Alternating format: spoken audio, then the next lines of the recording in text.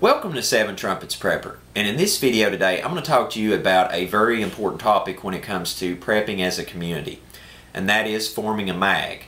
Now, forming a mutual assistance group can be one of two things. It can be a community coming together to help one another in a crisis, or it can be a group of individuals coming together such as a bug out location or in that like manner. Now, what I'm going to speak to you about today is not going to be a super in-depth, but it is going to be to the point where it can lay a foundation to help you better yourself and others around you for survival through catastrophe and disastrous events. I'm going to break this down into 4 sections. I'm going to put up some slides here so you can see it, and we'll put the titles, names, and all that. It will start with, is you're going to have 4 groups.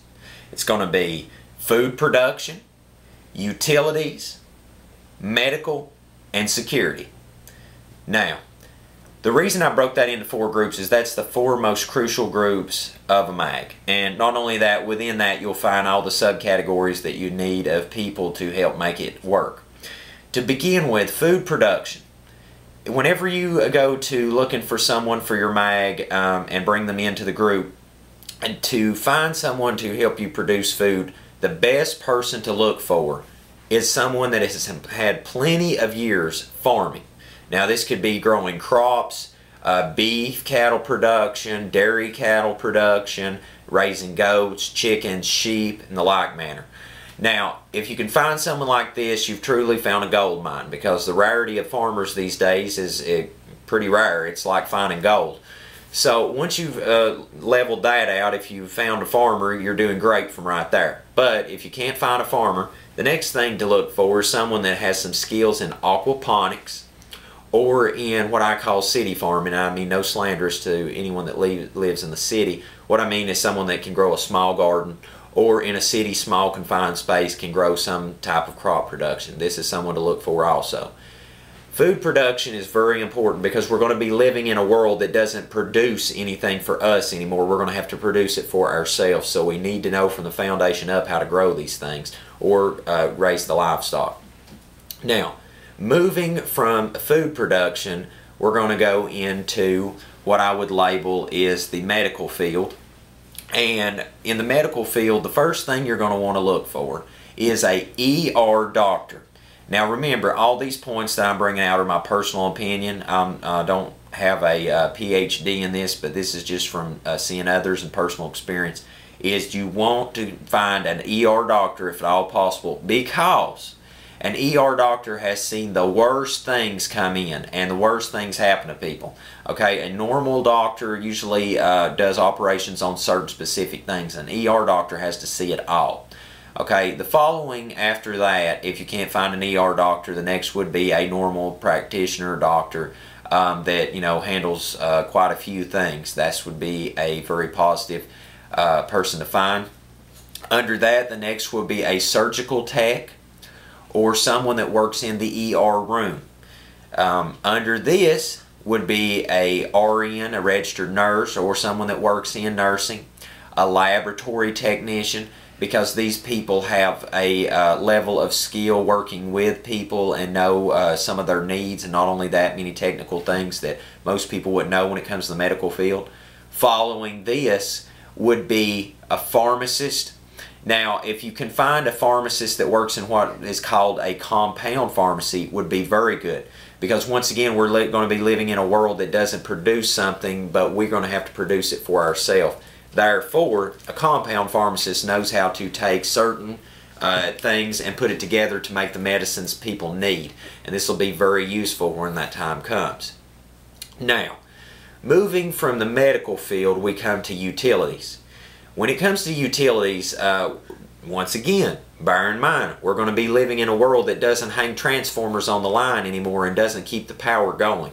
We're going to be living in a world where the sewage plant doesn't process the waste. So we're going to have to keep all these things in mind.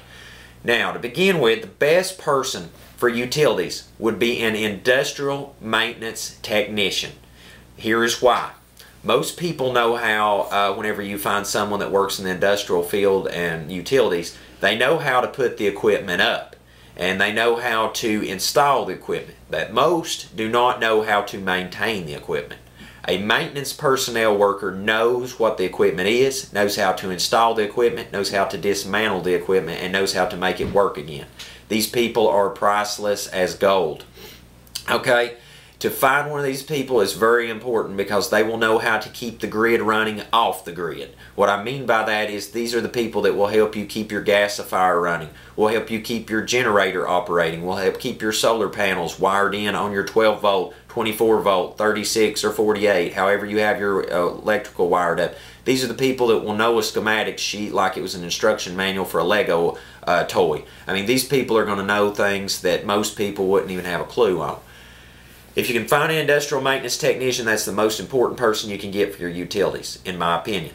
Below that would be someone that has worked in the industrial electricity field, because electrical, we live in an electrical world, and once that the grid goes down, the most important thing to get back up instantly is electrical, because a lot of people are dependent upon electrical things for their health care, for lighting, for food production. It affects every area.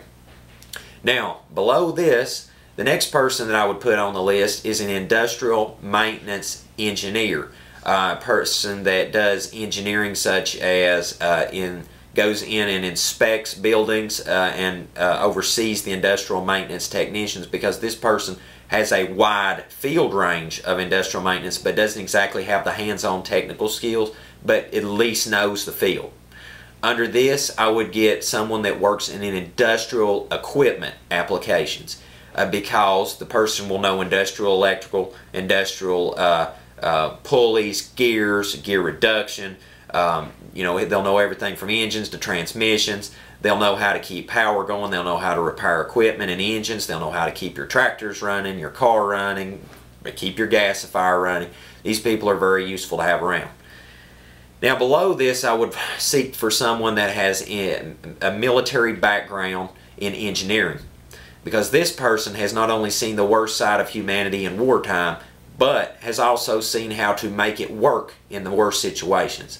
I would almost put this person at the top of the list, but due to the rarity of military engineers and the fact that they're so spread abroad in our country, I would look for the industrial maintenance technician that's a civilian first. That's the only situation where I would pick a civilian over a military expertise, just because of the rarity of finding them. Now, with that said, when you're looking for the military person, it could be in avionics, it could be in industrial equipment, it could be in laying the foundations for putting up electricity in an area or getting wells dug, because the military's done plenty of this, especially in the Middle East in previous years.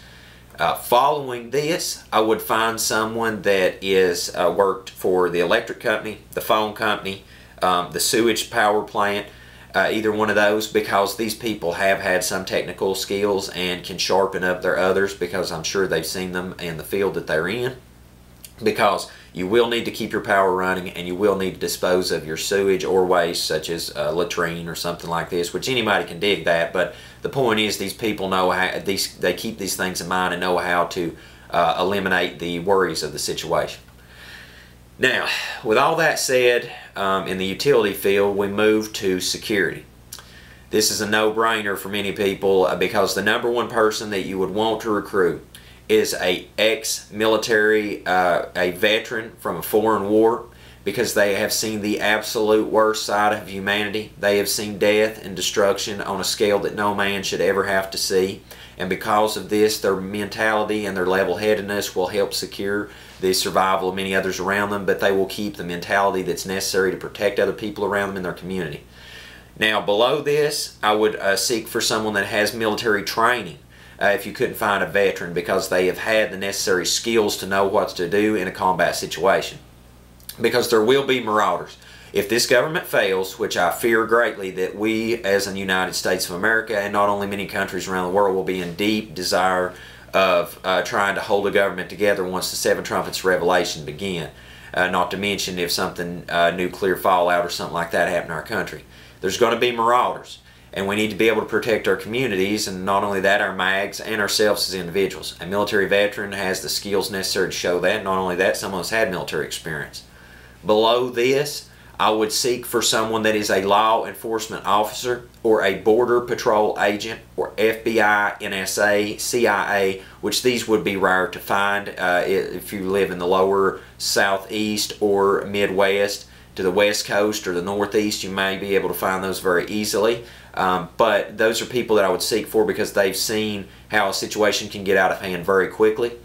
The one time that I would pick a law officer over a military veteran is if he was a military veteran and then later became a law enforcement officer. This would be a very rare gem. This is like finding a diamond in the rough, because that person not only knows how civilians will react in a crisis situation and on a day-to-day basis, but has seen war and death on an extreme scale. So this person has seen it all, and you couldn't ask for finding someone better than that to help guide your MAG when a security situation arises.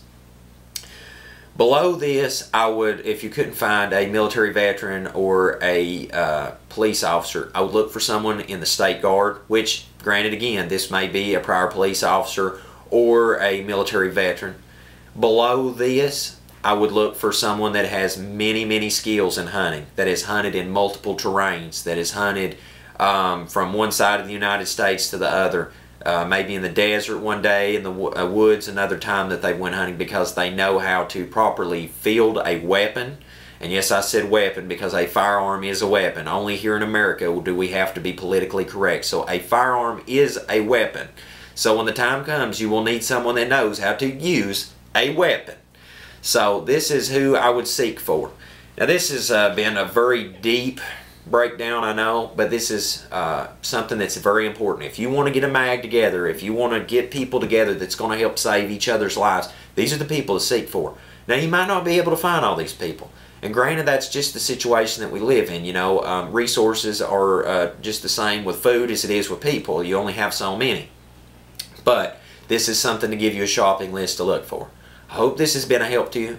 I hope you can find these people. I hope you can network with each other. I hope you can be a blessing to each other. And I hope when the Most High one day sends His warnings upon humanity of the seven trumpets and the near sounding of His Son to come back and reign over this world, that we're ready. And by doing that, we can help reach out to others now. So until we see you again here at Seven Trumpets Prepper Channel, I hope you have a most blessed day. In Yahushua name.